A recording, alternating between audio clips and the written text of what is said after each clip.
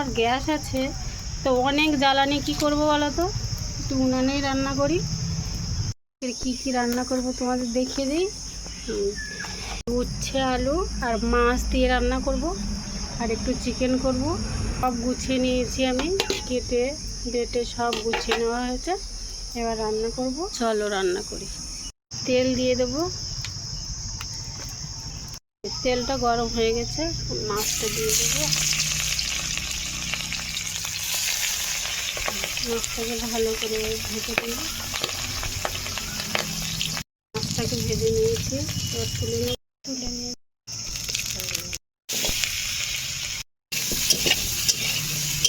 লবণ হালকা করেই রান্না করব, গরমের সময় তো। গুঁড়ো সুন্দর ভাজা হয়ে গেছে, আর জল দিয়ে দেবো।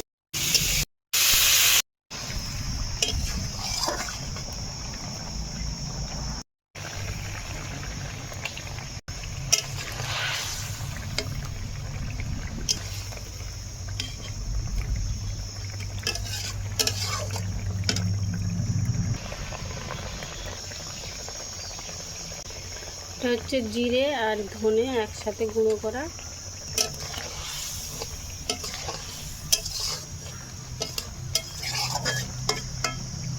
আমার উচ্ছে আলুর তরকারি রান্না শেষ। তেল দিয়ে আলুগুলোকে লাল লাল করে ভেজে নেব। ছোট ছোট আলু, তাই গোটা গোটা দিয়েছি। আর আমাদের কী বলতো বন্ধুরা, মাংসের আলু তো, আলু খেতে সবাই ভালোবাসে, তাই একটু বেশি করে আলু দিয়েছি।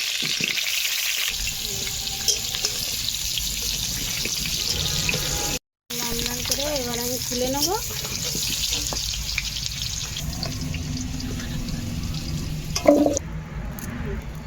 দারচিনি লবঙ্গ এলাচ দেব।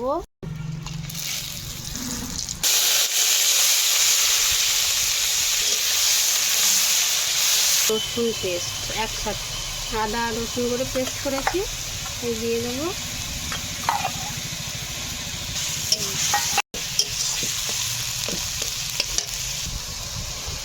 হলুদ গুঁড়ো,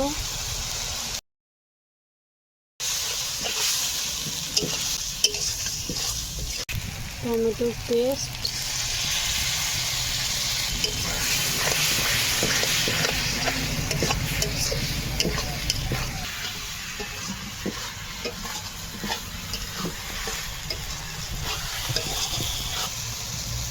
এবার আমি চিকেনটা তুলে দেবো এখানে।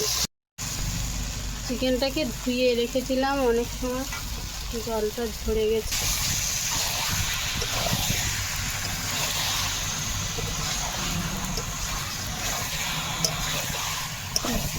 জানো তো বন্ধু, আমার একটা অসুবিধা খুব, এই ভিডিও করতে গেলে না একা একা করতে হয়, অনেক অসুবিধা হয়, তাও করি।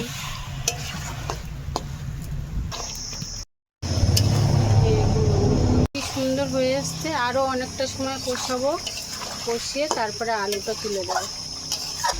এবার আলুগুলো দিয়ে দেবো,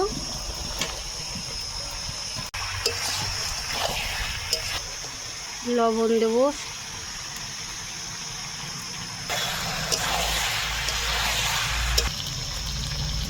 তেল তেল মতন হয়ে গেছে। এই যে এবার আমি জল ফেলে দেবো,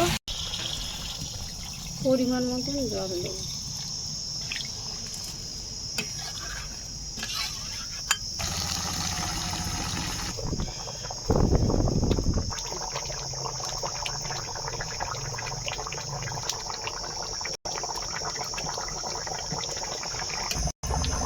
জিরে আর ধনে,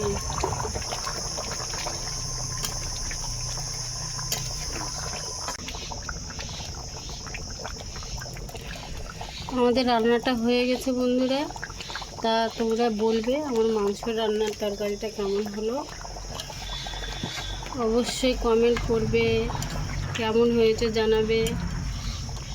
আর আমাদের বাড়ি খেতে চলে আসো।